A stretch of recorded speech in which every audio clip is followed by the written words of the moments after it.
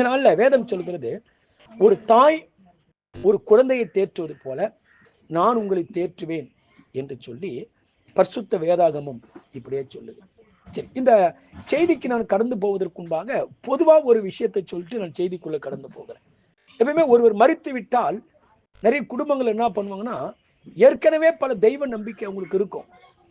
ஆனால் அந்த தெய்வ நம்பிக்கையோட மரித்தவர்களையும் என்ன பண்ணுவாங்கன்னா ஒரு தெய்வமாக்கி அந்த நாள் முதற்கொண்டு, அவங்க மரித்த நாள் முதற்கொண்டு அவர்களையும் ஒரு தெய்வமா என்ன பண்ணுவாங்க, வணங்க ஆரம்பிப்பாங்க. இது பாவத்திலும் மிகப்பெரிய பாவம் என்பதை நாம் உணர்ந்து கொள்ள வேண்டும். மரித்தவர்கள் தெய்வமாகிவிட முடியாது. நிறைய சினிமா துறையில அரசியல் வட்டாரத்தெல்லாம் பார்க்கும்போது யாராச்சும் இறந்துட்டாங்களாம் அவங்கள தொட்டு கும்பிட்டு போவாங்க. ஏன் பண்றாங்க, எதுக்கு பண்றாங்க தெரியாது. ஏன்னா இது வாழையடி வாழையாக இது பழக்கமாகி விட்டது. எனக்கு முன்னாடி இருக்கிற ஒருத்தர் பண்றாங்க, அவங்க பண்றதையே நானும் பார்த்து என்ன பண்றேன், பண்ண ஆரம்பிக்கிறேன். இப்படித்தான் எல்லாம் என்ன பண்ணுதுன்னா வழக்கமா பண்ணிக்கிட்டு இருக்காங்க. அதனால மரித்தவர்கள் தெய்வம் அல்ல. ஸ்தோத்திரிக்கிறோம், கடவுள் ஒருவர் இருக்கிறார். இவங்க கடவுளுக்குள் நித்திரை அடைந்து மரித்து இருக்கிறார்கள். அதனால மரித்தவர்களை மேற்கொண்டு மனசுல நினைச்சீங்கன்னா ஒண்ணு நடக்கும், மரித்தவர்கள் வீட்டுக்குள்ள வசிக்கிறாங்க என்று சொல்லி அதற்கு நாம் முக்கியத்துவம் கொடுத்து நாம் பாவமாக்கப்பட்டு விட கூடாது. சரி, இந்த வார்த்தைக்கு நான் கடந்து போகிறேன். சிஸ்டர் உட்காருங்க, உட்கார்ந்து உட்காருங்க உட்காருங்க உட்கார்ந்து. சரி, நல்லா கவனிக்கணும். வேதம் சொல்லுது, ஒரு தாய் ஒரு குழந்தையை தேற்றுவது போல நான் உங்களை தேற்றுவேன் என்று சொல்லி கடவுள் வேதத்தின் வாயிலாக சில ஆலோசனைகளை சொல்லுகிறார். கவனிக்கணும், இந்த உலகத்துல தாய் குழந்தை ரொம்ப முக்கியமானவங்க. வேதம் சொல்கிறது, கடவுள் ஒரு தாய்க்கு ஒப்பிட்டு பேசுகிறார், ஒரு குழந்தையை மக்களுக்கு ஒப்பிட்டு பேசுகிறார். அப்ப கடவுளுடைய பார்வை நம்மளாம் யாரு? நம்மளாம் ஒரு குழந்தைங்க. யாரு? ஆமா, நம்ம எல்லாரும் கடவுளுடைய குழந்தைங்க, கடவுளுடைய பிள்ளைகள். வேதம் அப்படிதான் சொல்லுது. அப்போ கடவுள் தன்னை ஒரு தாய்க்கு ஒப்பிட்டு சொல்லுகிறார். ஏன் அப்படி சொன்னார்? கடவுளுடைய அன்பை இந்த உலகத்துல மனிதனால் சரியாக புரிந்து கொள்ளவே முடியாது. ஆனால் ஓரளவு கடவுளுடைய அன்பை, கடவுள் யார், எப்படிப்பட்டவர், அவருடைய அன்பு என்ன, என்ன செய்வார், இதையெல்லாம் நம்ம புரிந்து கொள்ள வேண்டுமானால் ஆண்டவர் எளிமையாக புரிந்து கொள்வதற்கு ஒரு வழியை வைத்தார். ஒரு தாய் எப்படி அன்பு காட்டுவாங்க ஒரு பிள்ளை மேல, அதே போல கடவுள் அன்பு காட்டுவார். ஒரு தகப்பன் எப்படி ஒரு பிள்ளை தூக்கி சுமப்பார், அதை போலவே கடவுள் உங்களை என்ன பண்ணுவாரு, தூக்கி சுமப்பார். அப்ப நம்ம புரிந்து கொள்வதற்காக ஒரு தாய்க்கு ஒப்பாக கடவுள் தன்னை ஒப்பிட்டார். அதே போல ஒரு தகப்பனுக்கு ஒப்பாக கடவுள் தன்னை ஒப்பிட்டார். சில நேரங்களில் நண்பனுக்கு ஒப்பாக, நல்ல உறவுகளுக்கு ஒப்பாக. ஏன்னா சில நேரத்துல பாருங்க, உறவுகள் வேறு விதமா இருக்கும். தாய் தகப்பன் சரியா இருந்தா உறவுகள் சரி இருக்காது. சில குடும்பங்களுக்கு, சில குடும்பத்துல உறவுகள் கரெக்டா இருப்பாங்க, ஆனா தாய் தகப்பன் கரெக்டா இருக்க மாட்டாங்க. அப்ப ஆண்டவரை வேதம் எல்லா காரியங்களுக்கும் ஒப்பிட்டு பேசுகிறது. அவருக்கு தாயாக அவரை ஒப்பிட்டு பேசுகிறது, ஒரு தகப்பனாக அவரை ஒப்பிட்டு பேசுகிறது, அவரை ஒரு சிநேகிதனாக, ஒரு நண்பனாக வேதம் ஒப்பிட்டு பேசுகிறது. ரூத்தினுடைய புத்தகத்தின் வாயிலாக பார்க்கும்போது ஒரு உறவின் முறையாக அவரை ஒப்பிட்டு பேசுகிறது. இப்படி பல வழிகளிலே ஆண்டவர் மனுகுலத்திற்கு ஒரு தாயாகவும், ஒரு தகப்பனாகவும், ஒரு நண்பனாகவும், ஒரு உறவின் முறையாகவும் கடவுள் தன்னை காண்பிக்கிறார். இன்னைக்கு இருக்கிற உறவுகளை 2 நாளைக்கு இருப்பாங்க, 3வது நாளைக்கு ஒரு பிரச்சனை வந்தா நம்மளை விட்டு விலைக்கு தூரம் போயிடுவாங்க. அவங்கதான் நமக்கு பெரிய பிரச்சனையாவே மாறிடுவாங்க. அப்படிதானே? அப்படிதானே? எல்லாரும் உறவோடு வாழ முடியுதா? இல்ல, உறவுகள் தான் நமக்கு பிரச்சனையா இருக்கிறாங்க. நம்ம நேசிக்கிற நண்பர்கள் தான் நமக்கு சத்துருக்களாவே முதலாவது காலை தூக்குறாங்க. ஆனால் உறவுகளுடைய அன்பு நமக்கு தனிந்து போனாலும், நண்பர்களுடைய அன்பு நமக்கு தனிந்து போனாலும், ஒரு தாய் தகப்புடைய அன்பு தனிந்து போனாலும், தனிந்தே போகும். ஆனால் எல்லாவற்றுக்கும் ஒப்பா இருக்கிற தாயின் அன்பு, உறவுக்கு சமமான கடவுளுடைய அன்பு ஒரு நாளும் தனிந்து போகாது என்பதை காண்பிக்கத்தான் ஆண்டவர் தன்னை தாய்க்கு ஒப்பாகவும், ஒரு தகப்பனுக்கு ஒப்பாகவும், ஒரு நண்பனுக்கு ஒப்பாகவும், ஒரு உறவுக்கு ஒப்பாகவும் ஆண்டவர் ஒப்பிட்டு பேசியிருக்காங்க. அதான் எனக்கு உறவுகள் சரியில்லையே, கடவுள் தான் நமக்கு உறவு. எனக்கு தாய் இல்லையே, கடவுள் தான் நமக்கு தாய். கூட கைவிட்டு ஒரு ஸ்திரியானவள் தன் கர்ப்பத்தின் பிள்ளைக்கு இறங்காமல் தன் பெற்ற பாலகனை மறப்பாளா? மறப்பாள். ஆனால் அவள் மறந்தாலும் நான் உங்களை மறக்க மாட்டேன். அப்போ தாய் ஒருவேளை இல்லாமல் போகலாம். எனது உலகத்தில் யாருமே கடைசி வரைக்கும் நிரந்தரமாய் ஒருவரோடு இருக்கவே முடியாது. ஒருத்தர் விட்டு ஒருத்தர் போய்கிட்டே இருக்கணும். கொஞ்ச காலம் ஒருத்தர் இருப்பாங்க, அவங்கள விட்டு இன்னொருத்தர் போவாங்க, அவங்க கூட இருக்கிறவங்க இன்னொரு நாள் விட்டுட்டு போயிடுவாங்க. அப்ப யாருமே ஒருவரோடு ஒருவர் கடைசி வரைக்கும் இந்த உலகத்துல இருக்க முடியும். எல்லாமே ஒரு நாள் தனிமையாக்கப்படக்கூடிய சூழ்நிலை மனுகுலத்துக்கு உண்டு. ஆனா ஆண்டவர் மனிதனுடைய பலவீனத்தை அறிந்த ஆண்டவர் சொல்றார், உலகத்தின் முடிவு பரிந்தமும் சதா காலங்களிலும் நான் மட்டும்தானே உங்களோடு இருக்க முடியும், வேறு யாரும் மனுஷனோடு இருக்க முடியாது, கடவுள் தான் ஒரு மனிதனோடு இருக்க முடியும் என்பதை கடவுள் இப்படியாக வெளிப்படுத்தி காட்டினார். சரி, தாயில 2 வகை உண்டு தாய்மார்கள்ல. ஒன்று கடமைகளை சரியாய் செய்கிற தாய்மார்கள். சில தாய்மார்கள் பாருங்க, தனக்கு உணவு இல்லைனாலும் தன் பிள்ளைகளுக்கு உணவு கொடுத்துட்டு பட்டினியா இருப்பாங்க. தான் படிக்கலனாலும் தன் பிள்ளைங்களை படிக்க வச்சுட்டு இவங்க என்ன பண்ணணும், பிள்ளைங்களை அழகு பார்ப்பாங்க. ஒரு லட்சத்திற்கு இவங்க நல்ல வீடு வாசலை கட்டி வாழறனாலும் என் பிள்ளைங்களுக்கு ஒரு வீடு வாசலை கட்டி வைக்கணும் அப்படின்னு சொல்லி யோசிப்பாங்க. அந்த பிள்ளைக்காக இவங்க தூங்காம, இவங்க கஷ்டப்பட்டு, இவங்க பலவீனப்பட்டு, அந்த பிள்ளையை பலனாக்குவதற்காக இவங்க பலவீனப்பட்டுக்கிட்டு இருப்பாங்க. இப்பேற்பட்ட கடமைகளை சரியாய் செய்கிற தாய்மார்கள் ஸ்தோத்திரிக்கு சமுதாயத்துல பலர் உண்டு. ஆனால் சில தாய்மார்கள் கடமைகளை சரியா செய்யவே மாட்டாங்க. அவங்க பாருங்க, பிள்ளை சுகவீனப்பட்டாலும் பரவாயில்லை, நான் சுகமா இருக்கிறேனா. வேதத்துல பார்க்கும்போது 2 தாய்மார்கள் இருந்தார்கள் சாலமோனுடைய காலத்துல. பசி கொடுமை தாங்க முடியாம தான் பசியை தீர்த்து கொள்வதற்காக தன் பிள்ளையை சமைத்து சாப்பிட்டாள். அப்ப என்ன, எப்படிப்பட்ட தாய்மார்? சுயநலம் உள்ள தாய்மார்களா இருக்கிறாங்க. இன்னைக்கு இருக்கிற சமுதாயத்தை 2 விதியா பிரிக்கலாம் தாய்மார்கள். ஒன்று சுயநலம் உள்ள தாய்மார்கள், இன்னொன்று சுயநலம் இல்லாமல் பிள்ளைகளுடைய நலனை கருத்தில் வைத்து பார்க்கக்கூடிய தாய்மார்கள். எல்லா தாய்மார்களுமே சுயநலவாதிகள் என்று சொல்லிவிட முடியாது.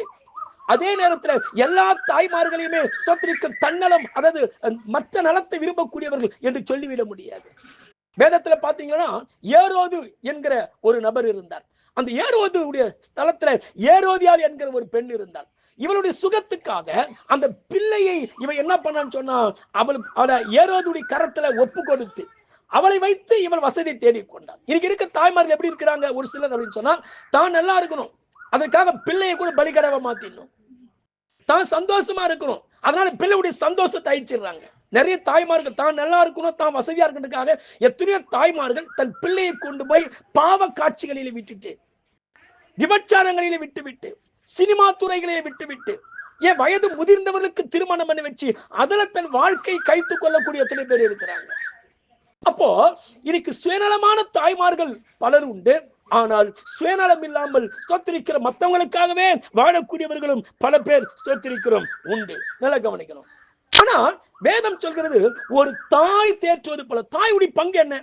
எப்பவுமே ஒரு தகப்பனை விட தாய் தான் பிள்ளை மேல ரொம்ப கவனமா இருப்பாங்க. எத்தனை பேர் ஏத்துக்கிறீங்களா?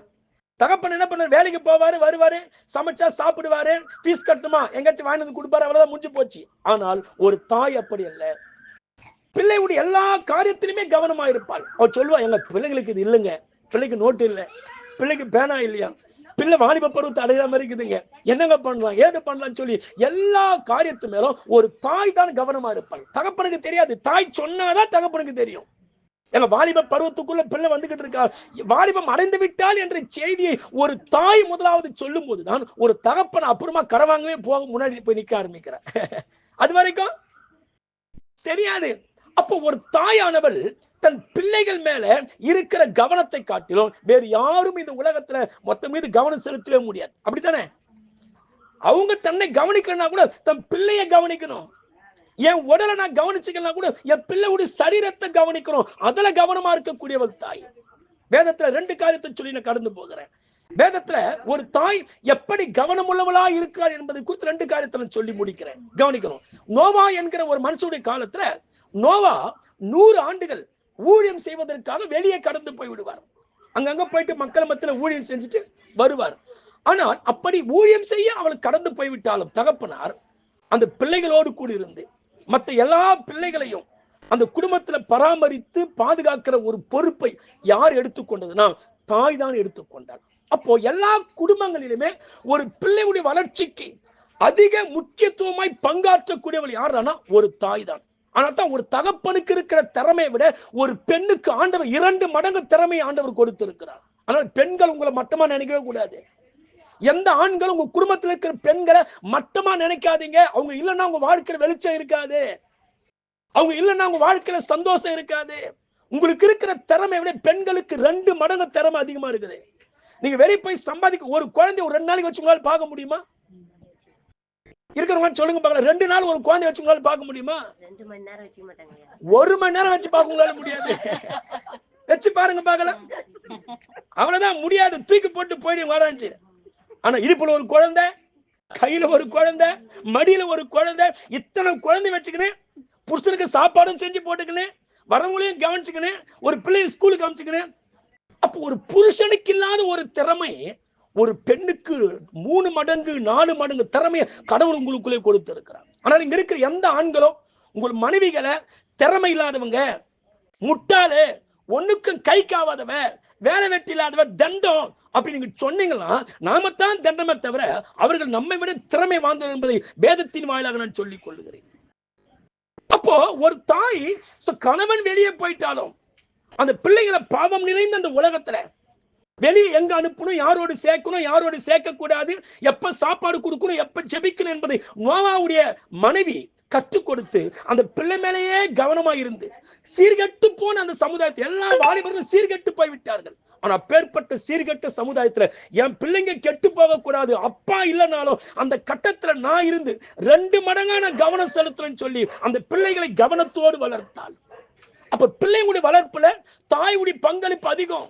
அதே புதிய ஏற்பாடு காலத்துல வரும்போது கெட்ட குமாரனை குறித்து பைபிள்ல சொல்லப்பட்டிருக்கிறது. தகப்பனை மட்டும்தான் பைபிள் சொல்லிக்குது, ஆனா தாயை குறித்து பைபிள்ல சொல்லல. யோசித்து பாருங்க, தகப்பன் இருந்த அதே குடும்பத்துல ஒரு தாய் இருந்திருந்தால் அந்த பிள்ளை வெளியே போக விட்டுருக்க மாட்டாங்க. சொல்ல புரியுதுங்களா? ஒருத்த அப்பா கிட்ட சண்டை போட்டு போயிடுறான், எனக்கு சொத்துல பாகம் பிரிச்சு கொடு என்று சொல்லி பாகத்தை பிரித்து எடுத்துக்கொண்டு தகப்பனை விட்டு போய் விடுகிறான். ஆனா இதே தாய் இருந்தாலும் வச்சுக்க, அவனை வெளியே போக விட்டுருக்க மாட்டாங்க. தாய் இருந்திருந்தா வெளியே போக விடாம அவனை கெஞ்சி கூத்தாடி ஸ்தோத்திரிக்க, அவன் கை காலில் விழுந்து அவனை பிடிச்சி அவனை வீட்டுல வச்சு அவனை பத்திரமா பராமரிச்சு. அப்ப தகப்பனால் அந்த பணியை செய்ய முடியவில்லை, ஆனா தாய் இருந்திருந்தால் நிச்சயமா அந்த பணியை செய்திருப்பாள். அப்ப தாயுடைய பங்கு என்ன? பிள்ளைகள் மேல் கவனமா இருப்பது, பிள்ளைங்களுடைய தேவைகளை சந்திப்பது, பிள்ளைங்களுடைய எதிர்காலத்தை கருத்தில் கொள்வாள். பாருங்க, பிள்ளைங்க என்ன பெருசா இருக்காது, சின்ன குழந்தை இப்போதே கற்பனை பண்ணுவாங்க, நாளைக்கு பிள்ளைங்க பெருசாயிட்டா என்ன பண்றது, கல்யாணத்துக்கு எங்க போறது, இப்பயே எங்கேயாச்சும் சீட்டு போட்டு வைக்கலாம், பொடிநடியா கடந்து போய் வேலை செஞ்சு ஏதாச்சும் சேகரிச்சு வைக்கலாம் சொல்லி இப்பவே அந்த பொறுப்பு தாய்மார்களுக்கு வந்துடும். ஆனா தகப்பன்மார்களுக்கு அது வரவே வராது, சிலருக்கு அது வராது. அப்போ ஒரு தாய் என்கிறவள் யார்? பிள்ளை மீது கவனம் உள்ளவள், பிள்ளை மீது பொறுப்புள்ளவள், பிள்ளைகளை தேவைகளை தான் தேவைகள் தனக்கு சந்திக்கப்படாமல் போனாலும் பிள்ளைகள் தேவைகளை சந்திப்பதிலே அவள் மிகவும் ஸ்தோத்திரிக்கிறோம் விழிப்புள்ளவளாய் இருக்கிறாள். அப்போ ஒரு தாய் எப்படி கவனமா இருக்கிறாளோ, ஒரு தாய் எப்படி தன் பிள்ளை மேல பொறுப்புள்ளவளா இருக்கிறாளோ, அதை காட்டிலும் ஆண்டவர் சொல்றார், ஒரு தாயுடைய பொறுப்பை காட்டிலும் நான் உங்கள் மேல் வைத்திருக்கிற பொறுப்பு அதிகன்றார். ஒரு தாய் உங்களை கவனிக்கிறதை காட்டிலும் நான் உங்களை அதிகமா கவனிக்கிறேன். ஏன் சொல்றேன்? தாய்மார்கள் நம்ம உலகத்தை விட்டு கடந்து போயிடலாம், என்னை விட்டு என் தாய் கடந்து போகலாம், ஸ்தோத்திரிக்கிறோம், உங்களை விட்டு உங்க தாய் கடந்து போகலாம். ஆனா யார் இந்த உலகத்துல கடந்து போய் கொண்டிருந்தாலும், நம்ம கவனிக்காம விட்டுட்டு போனாலும், நம்மள பொறுப்பு இல்லாம பாதிலே விட்டுட்டு போனாலும், நம்ம கவனிக்கிற கடவுள், நம்முடைய தேவைகளை சந்திக்கிற கடவுள், காகங்களை போஷிக்கிறவர் நிச்சயமா நம்மளை போஷிக்காமல் அவர் விடவே மாட்டார். ஸ்தோத்திரிக்கிறோம், அவர் விலகவும் மாட்டார். அதை வேதம் சொல்லி ஸ்தோத்திரிக்கிறோம், காகங்களை கவனித்து பாருங்கள், அவைகள் விதைப்பதும் இல்லை நூற்பதும் இல்லை, அவைகளையும் உங்களுக்கு பரமபிதா படைப்பு. உங்களுக்கு என்ன வேணும் எல்லா தேவைகளை அவர் நெருப்பி, இவங்க இல்லைன்னா இனிமேல் என்ன வாழ முடியாது நெருப்பி யோசிப்பாங்க. நிறைய குடும்பத்தில் பிற கணவன் செத்து போயிட்டா நிறைய மனைவி யோசிப்பாங்க, இனிமேல் என்னால வாழவே முடியாது, எப்படி வாழ்வேன் அப்படின்னு கேள்விக்குறி வந்து நெருப்பை தற்கொலை பண்ணி செத்து போயிருக்கிறாங்க. குடும்பத்தில் ஒருவர் மறிக்கும் போது சிலர் என்ன பண்றாங்க, இனிமேல் எப்படி என்ன காப்பாற்றுவாங்க? இது மிகப்பெரிய தவறு. கடவுள் நம்பிக்கை இல்லாதவங்க தான் இது மாதிரி பண்ணுவாங்க. காகங்களை போஷிக்கிறவர், மச்சங்களை போஷிக்கிறவர், உலகத்திற்கு எல்லாவற்றையும் போஷிக்கிற கடவுள் ஸ்தோத்திரிக்கிறோம், படைத்த மனிதனை, விசேஷமாய் படைத்த மனிதனை அவர் ஒரு நாளும் போஷிக்காமல் இருக்க மாட்டார். அப்ப ஏன் கடவுள் தாயோடு ஒப்பிட்டு பேசுகிறார்? தாய் கவனிப்பது போல நான் உங்களை கவனிப்பேன், தாய் உங்கள் தேவைகளை சந்திப்பது போல நான் உங்களை சந்திப்பேன். ஒரு தாய் எப்படி தன் பிள்ளையுடைய எதிர்காலத்தை கருத்தில் கொள்கிறாரோ அதே போல் உங்களுடைய எதிர்காலத்தை நான் கருத்தில் கொள்வேன் என்ற நோக்கத்தோடு தான் ஆண்டவர் ஒரு தாய் ஒப்பிட்டு பேசு. அப்ப சொல்றார், ஒரு தாய் தேற்றுவது போல. அப்பா கோவம் வந்து உடனே அடிச்சிருவாங்க, ஆனா தாய் அப்பா தானே அடிச்சாங்க, ஏமா அழுவுற, அழாதரா செல்லம். அந்த பிள்ளை தடவி கொடுத்து அந்த பிள்ளை என்ன செஞ்சா அதை நிறுத்தும்.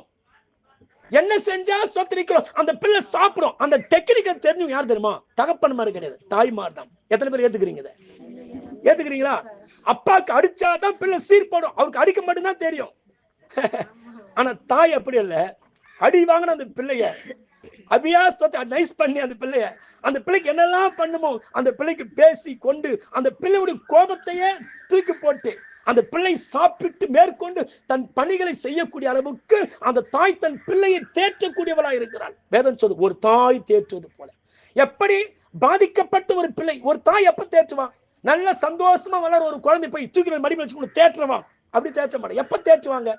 அந்த பிள்ளை துக்கப்படும் போது, அந்த பிள்ளை தன் பாரத்தினால் அழும்போது, வேதனையினால் அந்த பிள்ளை கண்ணீர் விட்டு தவிக்கிற அந்த நேரத்தில், எங்க அப்பா அடிச்சுட்டாங்க, எனக்கு யாரும் இல்லை, நான் கேட்டதை வாங்கி குடிக்கல, அப்பேற்பட்ட ஒரு சுச்சுவேஷன்ல ஒரு குழந்தை இருக்கும்போதுதான் ஒரு தாய் இப்பதான் தேற்றுவாங்க. அழாதம்மா, அப்ப சம்பளம் வாங்கி வச்சோம், நான் வாங்கி கொடுத்துறேன், நாளைக்கு வாங்கி கொடுத்துறோமா அப்படின்னு சொல்லி அந்த பிள்ளைக்கு எந்தெந்த வழியில ஆறுதல் செய்ய வேணுமோ அதெல்லாம் ஒரு தாய் செய்து அந்த பிள்ளை, அழுத பிள்ளையை, உடைந்து போன பிள்ளையை ஒரு தாய் தேற்றுகிறார். ஆனா தான் வேதம் தேற்றக்கூடிய விஷயத்துல ஒரு தாய்க்கு ஒப்பிட்டு பேசுது. அப்ப வேதம் ஒரு தாய் எப்படி தேற்றுகிறாளோ அந்த தாயை விட மிகச்சிறந்த நான் சொல்றேன், நான் உங்களை தேற்றுவேன் என்று கர்த்தர் சொல்றேன். வேதம் எருசலேமிலே நீங்கள் தேற்றப்படுவீர்கள். இது ரொம்ப முக்கியமான வார்த்தை. ஏன் எருசலேமிலே தேற்றப்படுறதா ஆண்டவர் சொல்றார்? கவனிக்கணும். எருசலேம் தான் உலகத்தின் மிக முக்கியமான ஒரு பகுதி. இந்த எருசலேம் எங்கே இருக்கிறது? இஸ்ரவேல் தேசத்துடைய தலைநகரம் தான் இந்த எருசலேம். இந்த எருசலேம் பல பிரச்சனைகளை சந்தித்த ஒரு பகுதி, பல யுத்தங்களால் சேதமடைந்த ஒரு பகுதி, பல ராணுவ போராட்டங்களால் அழகை இழந்து, தன் கவர்ச்சியை இழந்து, தன் வசீகரத்தை இழந்து, தன் செல்வாக்கை இழந்து, அடிமைகளாக்கப்பட்டு அப்படியெல்லாம் கஷ்டப்பட்ட இடம் தான் அந்த எருசலேம். இப்ப ஆண்டவர் சொல்றார், ஒரு தாய் தேற்றுவது போல் நான் உங்களை தேற்றுவேன் எருசலேமிலே. ஏன்? எருசலேம்ல தான் நீங்க அதிகமா கஷ்டப்பட்டீங்க, எருசலேம்ல தான் அதிகமா பாதிப்பை சந்திச்சீங்க, எருசலேம்ல தான் பல காரியங்களை நீங்க இழந்து தவிச்சீங்க, எருசலேமுக்குள்ளதான் பல பிரச்சனைகளை சந்தித்து வீட்டை இழந்து, அழகை இழந்து, பொன் பொருளை இழந்து, எல்லாவற்றையும் இழந்து வெறுங்கையாய் நிக்கப்பட்டது எருசலேம்ல தான். அப்ப எந்த இடத்துல நீங்க பாதிக்கப்பட்டீங்களோ, எந்த இடத்துல நீங்கள் ஒடுக்கப்பட்டீங்களோ, எந்த இடத்துல இழந்து நிற்கிறீங்களோ அதே இழந்த இடத்திலே நான் உங்களை தேற்றுவேன் என்று கர்த்தர் சொல்லுகிறார். நிறைய பேர் பாருங்க, ஒரு கஷ்டம் வந்தா ஐயோ அந்த வீடு ஒத்துக்கல சொல்லி வீட்டை விட்டு போயிடுவாங்க. வீட்டை புதுசா கட்டியிருப்பாங்க, ஒரு பிரச்சனை வந்துருச்சானா, அந்த காலம் பார்த்து ஒரு வியாதி வந்துருச்சுன்னா புது வீடு ஒத்துக்கல அப்படின்னு சொல்லி கடன் வாங்கி கட்டின வீட்டை விட்டுட்டு எங்கேயாச்சும் வாடகையில் இருந்து கஷ்டப்படும். ஆனா சொல்ல, பாதிக்கப்பட்ட இடத்திலே நம்மை தேற்றக்கூடியவர், எந்த இடத்துல தாழ்ந்தோமோ அங்கேயே நம்மளை உயர்த்தக்கூடியவர், எந்த இடத்துல ஏற்பங்களை சந்தித்தோமோ அதே இடத்துல நமக்கு ஸ்தோத்திரத்தை திருப்பி கொடுக்கக்கூடியவர் தான் ஸ்தோத்திரிக்கிறோம் இந்த உலகத்தை உண்டாக்கின ஆண்டவராகிய கர்த்தர் என்பதை கர்த்தருடைய ஊழியக்காரனாய் நான் உங்கள் மத்தியில் சொல்லிக் கொள்ள விரும்புகிறேன். வேதத்துல பாருங்க, நகோமி பெத்லகேமில் இருந்து மோவாப் என்ற ஒரு தேசத்துக்கு புறப்பட்டு, ஏன் பெத்லகேம் என்ற தேசத்துல பஞ்சம், இனிமேல் வாழ முடியாது, வேற எங்காச்சும் போய் பிழைச்சிக்கலாம்னு சொல்லி மோவாப் என்ற தேசத்தை செலக்ட் பண்ணி அந்த மோவாப் என்ற தேசத்திற்கு தன்னுடைய கணவன், 2 பிள்ளைகள் எல்லாரும் கடந்து மூவராய் திரும்பி மோவாப்புக்கு போறாங்க. 10 ஆண்டுகள் மோவாப் தேசத்துல ஸ்தோத்திரிக்கிற தொழில் செய்து பிழைத்தார்கள். அப்படி தொழில் செய்கிற காலத்துல சில பிரச்சனைகள், சில வியாதிகள், சில சம்பவங்கள் ஏற்பட்டு நகோமி தன் கணவனை இழந்தான், 2 பெண்களை இழந்தார். இத்தனைக்கு திருமணமாக்கப்பட்ட போது 2 பிள்ளைகள் மரித்து விட்டார்கள். கூட இருந்த 2 மருமகள், ஒரு மகள் திரும்பி போய்விட்டால், ஒரு மருமகளும் ஒரு ஸ்தோத்திரிக்கிற வயதான தாய் மட்டுமே இருக்கிறாங்க. இப்ப பாருங்க, கடவுள் அங்க வச்சு அவங்களை ஆசீர்வதிக்கல.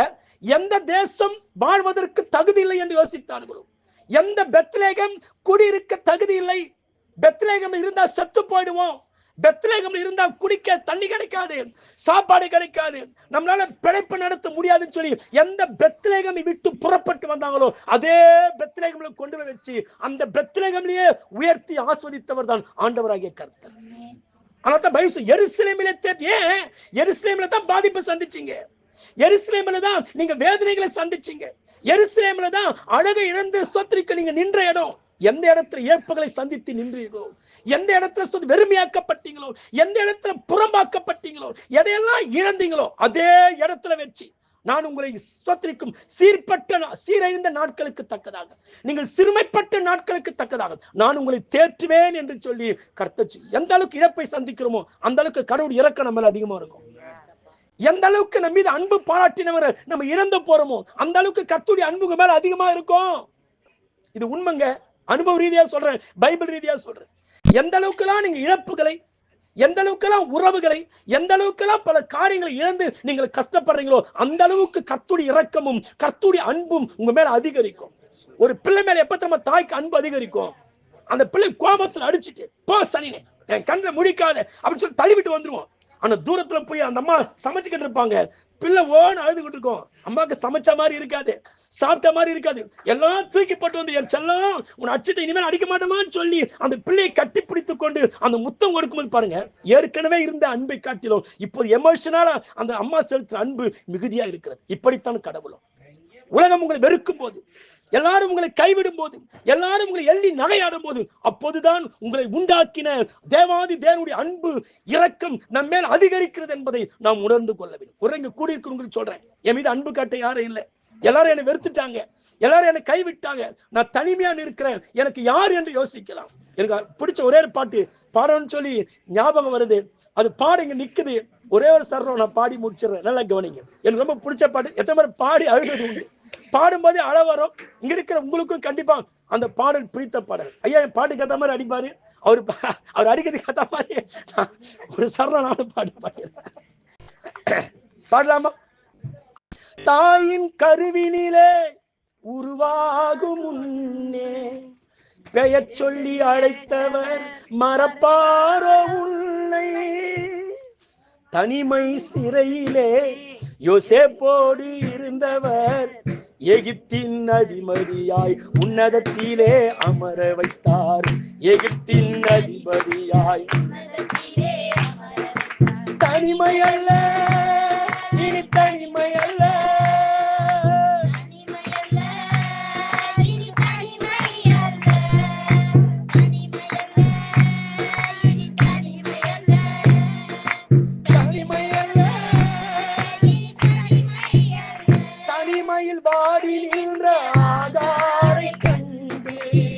காண்கிற தேவனாக ஆதரித்த தேவனவர்.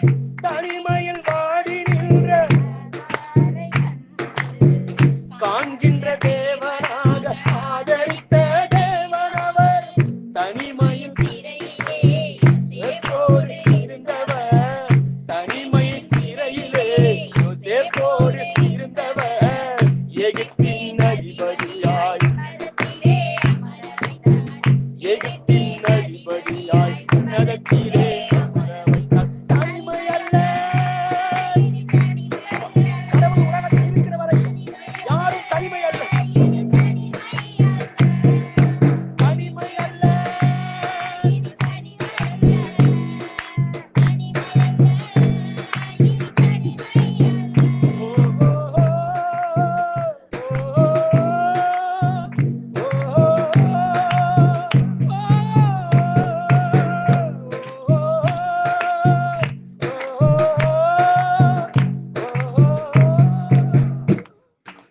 கவனிக்கணும். அப்போ ஆண்டவர் சொல்றார், ஒரு தாய் தேற்றுவது போல் நான் உங்களை. ஏன் சொல்றாரு?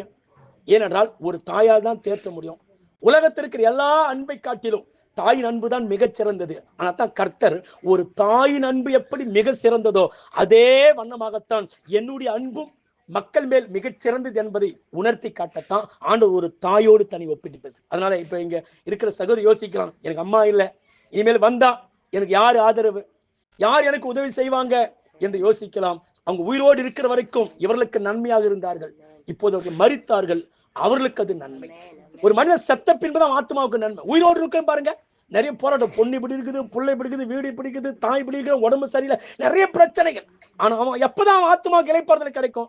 அவன் மரித்த பின்புதான் அவன் ஆத்மாவுக்கு சொல்லுங்க. அதனால மரித்தது அவர்களுக்கு நலம், அவர் உயிரோடு தான் இருக்கிறவங்களுக்கு நலம், செத்ததுனால அவர்களுக்கு நலம். அதனால மரித்தோரை குறித்து ஒரு நாள் ஃபீல் பண்ண வேண்டாம். தாய் இருந்து தேற்ற வேண்டிய இடத்துல கர்த்தரே இருந்து தேற்றுவார். தாய் இருந்து தேவைகளை சந்திக்க வேண்டிய இடத்துல கர்த்தரே தேவைகளை சந்திப்பார். ஒரு தாய் எப்படி உங்களை கவனித்து எந்தெந்த நேரத்தை எதை செய்ய வேண்டும் என்று செய்வார்களோ அதை காட்டிலும் தம்மை நம்பிக்கொண்டிருக்கிற தமது மக்களை ஆண்டவர் ஏற்ற காலங்களிலே ஏற்றதை சந்தித்து ஏற்றதை அவங்க வாழ்க்கையில செய்வார். எல்லா கண்களை மூடலாம், நாம் ஜெபிக்கலாம்.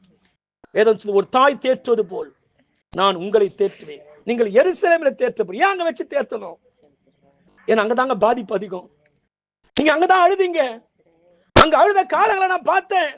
அங்கதான் நீங்க கண்ணீர் விட்டு கதறி இருக்கிறீங்க. மனைவிகளை இழந்து, பிள்ளைகளை இழந்து, கணவனை இழந்து, தனிமையில எல்லாரும் சிறையாக்கப்பட்டார்களே, நான் தனியா இந்த பகுதியில் நிற்கிறேனே என்று சொல்லி அழுத காலங்கள் எருசலேமிலே தான். ஆனா கர்த்தர் அழுத இடத்துல வச்சு தேத்துறாரு. பரிசுத்த ஆவியானவர் வரும்போது ஒரு தாயை போல அவர் நம்மை தேற்றுகிறார். எருசலேமிலே மாடி வீட்டறையில காத்திருந்த போது ஆவியானவர் வந்து தனது மக்களை தேற்றினார். தேவ பிள்ளைகளை நீங்கள் யோசிக்கலாம். வாழ்ந்த இடத்துல எல்லாத்தையும் இழந்து நிற்கிறேன், ஆனா அதே இடத்துல உங்களை ஆண்டவர் தேற்றுவார். அதே இடத்துல உங்களை உயர்த்துவார். எந்த சூழ்நிலையும் கட்டின வீட்டை விட்டு வெளியே போவாதீங்க. இந்த வீடு ஒத்துக்கல, இந்த ஊர் ஒத்துக்கல, இந்த சூழ்நிலை ஒத்துக்கல, எந்த இடத்துல உங்களுக்கு பாதிப்போ, எந்த இடத்துல நீங்கள் சேதப்பட்டீங்களோ, எந்த இடத்துல இழப்புகளை சந்தித்தீங்களோ, எந்த இடத்துல கண்ணீர் விட்டு அழுதீர்களோ, அதே இடத்துல உன் சிறையிருப்பை மாற்றி உன்னை உயர்த்தக்கூடிய கர்த்தர் நம்முடைய பட்சத்தில் இருக்கிறார். எல்லா கண்களையும் மூடி ஜெபிக்கலாமா?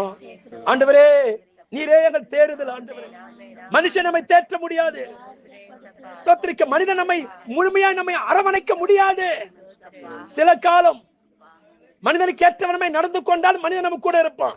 ஆனா மனிதனுக்கு பிடிக்காதவர்களை சொல்லிவிட்டால் உறவுகளை துண்டித்து விடுவான். எல்லா மனிதர்களும் அப்படித்தான். நாசில் சுவாசம் உள்ள எல்லா மனுஷனுமே அப்படித்தான். ஆனால் நாங்கள் ஆராதிக்கிற ஆண்டவராகிய கர்த்தர் ஸ்தோத்திரிக்கிற இந்த பூமியிலே மனிதனாய் உருவாக்க, மனிதனாய் பிறந்து பாடுகள் பட்டு மரித்து 3ஆம் நாளிலே உயிரோடு கூடி எழுந்த இயேசு கிறிஸ்துவின் அன்பு அது விலையேறப்பட்டது. அந்த அன்பு நம்மளை தேற்றும். அவர் ஏழைகளுக்கு பலன். அவர் திக்கற்ற நம்மை விடுகிறது இல்லை. வேதம் சொல்லி பயப்படாத யாக்கோபு என்னும் சிறு பூச்சியே, இஸ்ரவேலின் சிறு கூட்டமே, நீ பயப்படாதே, நான் உனக்கு துணை நிற்கிறேன், நான் உனக்கு சகாயம் செய்வேன், என் நீதியின் கரத்தினால் நான் உன்னை தாங்குவேன்.